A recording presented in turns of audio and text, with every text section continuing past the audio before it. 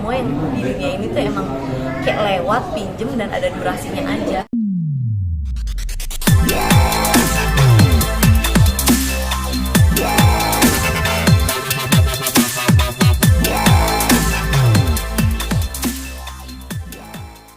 Caca, gimana peran akhirnya menjalankan sebagai Ibu Bupati, kesibukannya seperti apa sih? Harus berinteraksi dengan masyarakat Kendal. Kalau ditanya sibuknya sibuk apa, mungkin bedanya kalau dulu sibuknya syuting, kalau sekarang sibuknya bersosialisasi gitu aja sih. Sama sekarang mungkin sibuknya kasih sambutan gitu. Jadi sebenarnya kalau misalkan sibuk atau enggak udah biasa kan dari dulu kan, maksudnya punya jadwal sekolah syuting, kuliah syuting gitu kan. Kalau sekarang ya ngurus rumah tangga plus sambutan gitu. Jadi ya bedanya cuman yang kalau yang satu pakai kamera buat syuting, yang satu pakai kamera cuma buat rekaman hanya untuk sambutan apa gitu. Gimana sih akhirnya punya beban atau tanggung jawabnya pasti lebih ya ketika menjadi seorang istri dan akhirnya menjadi seorang ibu pejabat daerah gitu, dengan menanggalkan semua atribut keartisan, justru malah di sana yang justru yang euforianya tuh lebih kenceng gitu di sana tuh, yang ayo gitu ngajak masyarakat untuk semuanya. Seneng sih karena ini buat aku adalah pengalaman buat tiba-tiba yang tadinya hidup di Jakarta, semua apa-apa ada, fasilitas ada, terus aku kan emang dari dulu sebenarnya suka lah bikin kegiatan-kegiatan sosial, bantu ini, bantu apa, pokoknya kegiatan sosial yang kecil-kecil lah gitu. Tiba-tiba sekarang dampingin suami yang bener-bener terjun langsung ke lapangan, dan aku hidup di daerah, itu aku bener-bener kayak ngerasa, oh beda banget ya gitu. Jadi ternyata memang cara berpikir orang di kota besar dengan cara berpikir orang di desa itu tuh beda gitu. Jadi gimana caranya pendekatannya itu memang kamu tuh nggak usah sini di mobil aja yuk. Wah, ya. Udah, mobil aja, mobil ya. Love you. Dia di Instagram ditutup di sini dia nongol. Ya cara berpikirnya tuh berbeda. Nah, jadi gimana caranya punya pendekatan khusus gitu, itu yang aku belajar banget sih. Ternyata memang beda, dan ya memang beda cara kita bicara di kota besar sama kita cara bicara di daerah gitu. Kita mau mensosialisasikan suatu hal pun juga kita berbeda gitu caranya. Itu yang aku belajar tentang ya psikologi manusia mungkin ya. Tapi pertama kali shock culture nggak sih Kak di sana? Kaget, tapi sekarang aku lagi menikmati. Justru sekarang aku lagi sangat menikmati. Kalau tadinya memang kagetnya tuh kenapa? Mungkin aku pindah ke satu daerah, itu kan kabupaten ya, bukan kota, itu kan kabupaten. Makanan yang biasanya aku suka nggak ada. Terus aku kan dulu sempat ngontrak, itu kan ngontrak di rumah rumah kontrakan gitu. Waktu suami udah di sana pun juga aku masih karena rumah dinas bupatinya kan belum siap, jadi kita kontrak dulu 1 tahun di rumah. Nah itu tuh rumah kontrakannya tuh ya aku bersyukur sih, cuman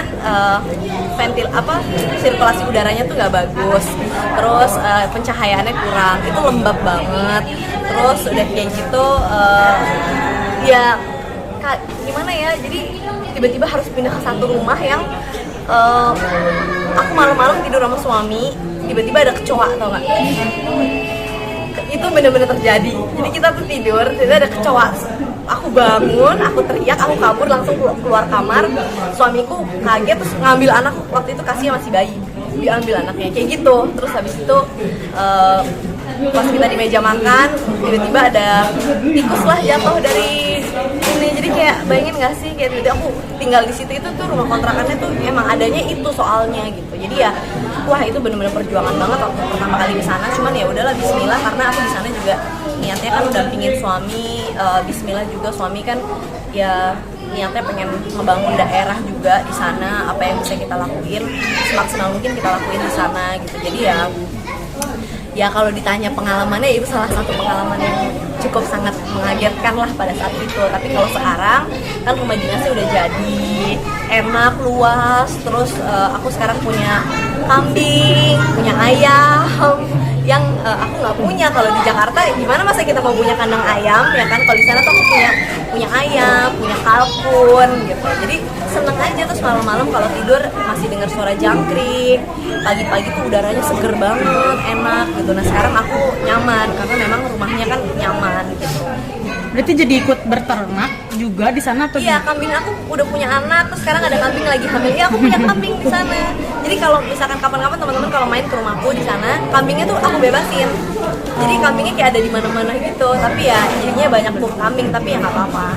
Tapi kan di luar rumah itu. Seneng sih dia gitu deh. Berarti kalau kakak lagi ke Jakarta nih sama suami kah atau bawa anak aja? Enggak, aku sendiri. Jadi kalau suamiku tuh bahasanya gini, suami pernah nggak sih ngelarang syuting? Enggak.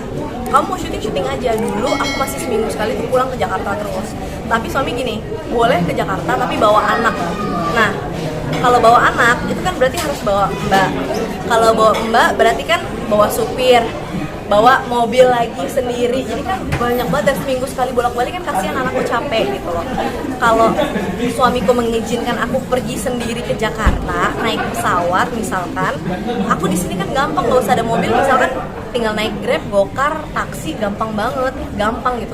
Syuting langsung pulang lagi gitu. Tapi kan dia nggak boleh harus bawa anak, tapi boleh syuting, tapi bawa anak. Jadi bahasanya dia tidak melarang aku, tapi bawa anak. Nah kan nggak mungkin juga aku syuting seminggu sekali gitu, bolak-balik. Akhirnya ya udah, tadinya seminggu sekali, 2 minggu sekali, 2 bulan sekali, sekarang 3 bulan aku baru di sini lagi. Tapi lebih selektif nggak sih kan milih pekerjaan, mungkin apalagi kan sekarang suami udah jadi public figure di Kalau sana. selektif enggak ya, karena menurut aku biasa aja sih. Karena dulu pun juga aku kan mungkin bukan yang, kalau main sinetron udah pasti enggak, semenjak aku kuliah pun juga udah berkurang banget itu kan, paling bawain acara aja. Nah alhamdulillah sekarang yang aku kerjain itu kan bawain acara. Kalau bawain acara kan memang ya oke lah gitu, nggak masalah. Tapi kangen juga nggak sih kak, sibuk syuting sama Kangen, aku tuh kangen kegiatan sama muda? temen-temen, kangen banget sama temen-temen. Karena biasanya kayak tadi deh Shiren gitu, lu tuh gue WhatsApp nggak dibales-bales, dia bilang gitu kan. Tanggal 16 kemarin gue ngundang, ada kajian gitu. Oh iya ya Ren, tanggal 16 udah lewat, sekarang tanggal 18. Jadi dia marah-marah kan, ya maksudnya bercanda sama aku kan. Aduh sorry banget, tanggal 16 tuh gue baru naik pesawat tuh ke Jakarta gitu. Jadi ya gini, kalau misalkan aku sekarang di Jakarta, ya kalau ketemu teman-teman tuh seneng banget, kayak bener-bener ya seneng lah gitu. Tapi lucu deh, aku udah 3 bulan nggak pulang ke Jakarta. Kemarin pas begitu nyampe ke Jakarta, aku ke mall karena ada urusan lah, bukan jalan-jalannya tuh emang ada urusan di mall. Aku ngeliat orang Jakarta tuh gini, ih iya ya orang Jakarta beda ya gitu. Maksudnya kayak dari cara pakai bajunya, dari cara pakai tasnya, cowok pun juga cara pakai tasnya, terus sepatunya, pokoknya kulitnya mereka tuh kelihatan beda. Aku jadi kayak ngerasa, kok gue kayak apa ya, kayak a legal alien gitu. Kayak tau gak sih lagunya, oh I'm an alien, I'm a legal alien ya kan, I'm a Englishman in New York, kayak gitu. Jadi kayak gue kayak ngerasa udah bukan orang Jakarta gitu. Aku ngeliat orang Jakarta, ih ya beda ya gitu. Karena kan cowok-cowoknya aja kalau di sini kan kulitnya putih-putih, bening-bening gitu kan. Padahal cowok gitu, tapi kan bersih banget mukanya gitu. Ini mas-masnya juga kan. Aku gak ketawa loh, yang ketawa ini yang cewek-cewek loh. Aduh, ini mau cipain aja. Ngeledek loh, ini yang ngeledek temennya sendiri loh. Tapi aku yang mancing, maafin ya. Di Kendal lebih belajar arti hidup nggak sih kamu? Apa? Di Kendal lebih belajar arti hidup, kayak lebih berbaur dengan sesama. Yang aku seneng pas aku masuk ke rumah dinas. Dulu aku kan emang tinggal di Jakarta. Aku tinggal lahir besar tuh di rumah pejaten, di rumahnya mama. Jadi aku tuh ngerasain yang namanya possession, itu adalah rumah aku gitu. Terus begitu nikah sama suami tuh pindahlah ke Semarang. Abis itu ke Semarang, balik lagi ke Jakarta. Ke Jakarta kita sempat ngontrak. Abis itu ngontrak kita pindah ke apartemen yang kayak gitu. Pas aku hamil, karena rumah direnovasi kita pindah ke apartemen. Akhirnya sekarang apartemen, yaudah akhirnya kita di situ terus gitu, nggak keluar dari apartemen karena tadinya kan apartemen itu buat disewain ke orang yang kayak gitulah. Terus aku jadi apalagi pindah habis itu ke Kendal, ke rumah dinas gitu. Aku tuh ngerasa kayak gini, ini rumah dinas, aku tuh ini tuh bukan rumah aku ya, ini kan rumah yang dipinjemin dalam tanda kutip.